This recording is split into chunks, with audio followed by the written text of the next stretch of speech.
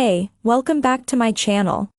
In this video, I'm gonna talk about top 5 best smartphones for seniors. Starting at number 5. Apple iPhone 13 mini. The iPhone 13 mini is one of very few small phones on the market with top-tier features and specs. You don't have to compromise on performance, build quality, or cameras. Apple didn't announce a new mini with the 14 series, instead opting for a big and bigger approach with the 6.1-inch 14 and 6.7-inch 14 Plus. The 13 mini is likely your last shot at a small, highly functional iPhone, so get it while you can. Though it's much smaller in size than pretty much every other modern smartphone, the mini's 5.4-inch screen is still big enough for text messaging, email, web browsing, apps, video, and games, and if you're coming from an iPhone 6, 7, or 8, it will feel quite spacious. But it's also small enough that most adults, even those with small hands, will be able to comfortably reach all of the screen with their thumb. You won't need a pop socket on this one. Coming at number 4. Samsung Galaxy S23. The S23 Ultra is Samsung's kitchen sink flagship phone. It's a maximalist experience with a built-in stylus for rear cameras, including 2 telephotos, a massive 6.8-inch screen, and the top-shelf Snapdragon 8 Gen 2 chipset. It's hard to imagine what you could cram into this device without turning it into a foldable. Please turn it into a foldable, Samsung. All that hardware comes at a high starting price of $1,200, so it's not our top pick for just anyone looking for a great Android phone. But if you're looking for the best of the best, particularly if you live in the US where choice is limited, it's at the very top of our list. The camera system is impressive, portrait mode photos are excellent, and it's capable of very good images all the way to 30x zoom. There's a new 200-megapixel main camera sensor at the heart of the rear camera array, and it does a good job of bringing out fine details in both good lighting and low light conditions.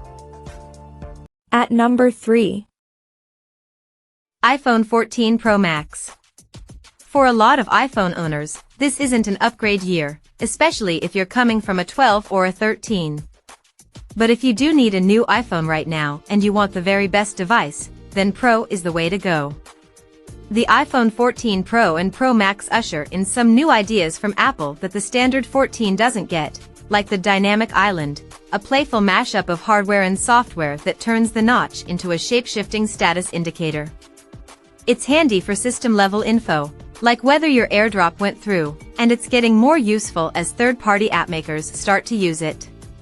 There's also a new high-resolution camera and an always-on display. The iPhone 14 Pro, which starts at $999, is the very best iPhone you can buy right now. But it's a bit of an early adopter special. There's plenty that's good, but a lot of room for Apple to fine-tune and improve these features over the coming years. If you're not ready to spend $1,000 on the first iteration of a new design, then look at the previous gen iPhone 13. The standard iPhone 14 is an incremental upgrade over the 13 and doesn't get you that much more. The 13 is still available and starts at $699. That's our choice for most people, but the 14 Pro does have a lot to offer. Number 2 of my list. Samsung Galaxy S23 Plus. The S23 Plus is a minor update to its predecessor, but the upgrades are good ones. It still has a large 6.6-inch display with a smooth-scrolling 120Hz top refresh rate, and it's a lovely screen to use, not as high-res as the Google Pixel 7 Pro's 1440p display, but it's top-notch. Some tweaks to the display tech and a bigger 4,700 mAh battery give the S23 Plus stronger battery performance than its predecessor, so you can get through a full day of heavy use with a little more wiggle room than the outgoing model afforded. There's also a new chipset, the Snapdragon 8 Gen 2. It's included in all models sold across the globe, and that's a good thing. It is whip fast. It handles daily tasks without a problem and heavier tasks like gaming with remarkable ease. Otherwise, there's a lot that's familiar about the S23 Plus. It still starts at $999, though the base model now comes with 256 gigabytes of built-in storage. And number 1. Apple iPhone 13. Sure, if your carrier is offering you a good trade-in offer or dirt cheap financing for the 14 or you want the slight year-over-year upgrades, then go ahead and get that one. It's great. But if trade-in deal season is over or you're paying out of pocket, we think the standard iPhone 13 is the better buy. The $799.14 improvements are so minor that they're not worth the extra money. In fact, I traded in my old iPhone 11 for a 13 mini rather than a 14 this year. By opting for the 13, you don't miss out on anything as far as the screen or processor is concerned. The iPhone 13 features a 6.1-inch screen with a standard refresh rate, no smooth scrolling promotion here, as does the 14.